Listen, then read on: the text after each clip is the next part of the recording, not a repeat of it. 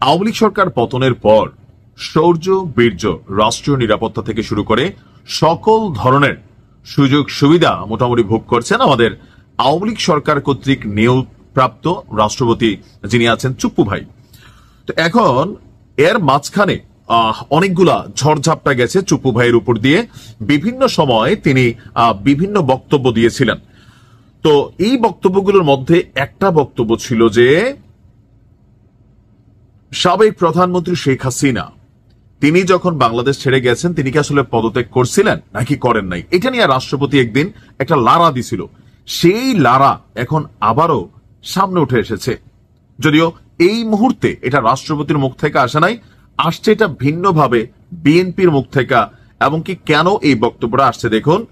BNP চেয়ারপারসনের উপদেষ্টা হাবিবুর রহমান হাবিব তিনি বলছেন, যেদিন প্রধানমন্ত্রী শেখ হাসিনা পালিয়ে গেলেন সাবেক, সেদিন রাষ্ট্রপতি বলেছিলেন প্রধানমন্ত্রী পদত্যাগ করেছেন, তার পদত্যাগ পত্র আমার কাছে আছে।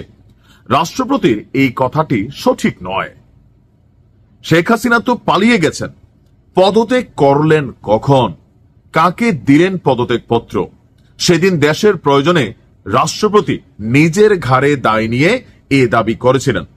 সম্প্রতি কালের সংলাপে অংশ নিয়ে এসব কথা বলেছেন হাবিবুর রহমান হাবিব। তিনি বলছেন, সাংবাদিক মতিউর রহমান ওনার বক্তব্য যে রাষ্ট্রপতির সাক্ষাৎ করে পদত্যাগপত্র সম্বন্ধে জানতে চান, তখন রাষ্ট্রপতি তাকে বলেন আমার কাছে কোনো দালিলিক প্রমাণ নেই।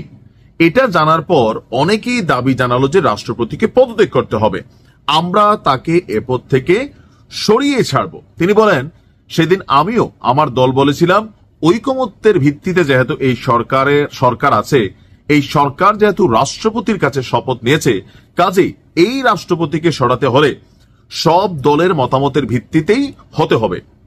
কেউ একা রাষ্ট্রপতির পদত্যাগ চাইলে তো হবে না, আমাদেরও চাইতে হবে। রাষ্ট্রপতি যদি চলে যান তাহলে দেশের সাংবিধানিক সংকট তৈরি হবে। তো সেই সংকট নিরসন হবে কিভাবে? দেশ কিন্তু আবারও অস্থিরতার দিকে চলে যাবে।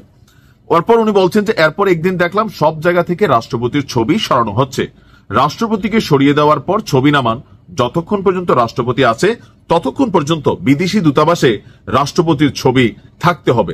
এখন হঠাৎ করে কেন এই বিষয়টা আবারও আলোচনায় বা নাড়াচাড়া আসছে? এটার কারণ হচ্ছে সাম্প্রতিক সময়ে আবারও কিছু কিছু দল তারা রাষ্ট্রপতির পদত্যাগ দাবি করছেন এবং এই জন্য সরকারকেও প্রেসার ক্রিয়েট করছেন। কিছুটা তো দৃশ্যমান, কিছুটা হচ্ছে অদৃশ্যমান, যে নির্বাচনের আগে যে অন্তর্বর্তী সরকার আসতে যাচ্ছেন বা আমাদের ইন্টারিম যারা রানিং আছেন তাদের আন্ডারে নির্বাচন হবে, কিন্তু রাষ্ট্রপতিকে সরিয়ে নিতে হবে বা তাকে পদত্যাগ করতে হবে।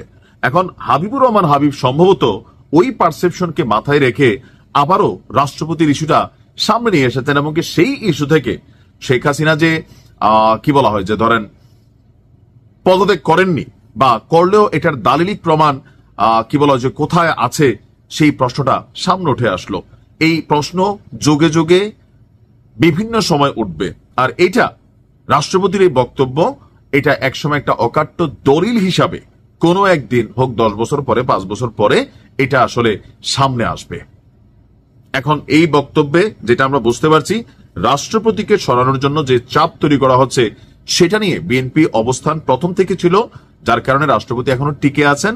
হয়তো আবার আলোচনা হচ্ছে, সেই জায়গাটায় মুখ বন্ধ করার জন্য তিনি হয়তো পুরনো কথাগুলা আরো একবার রিপিট করলেন। ভালো থাকুন, আসসালামু আলাইকুম।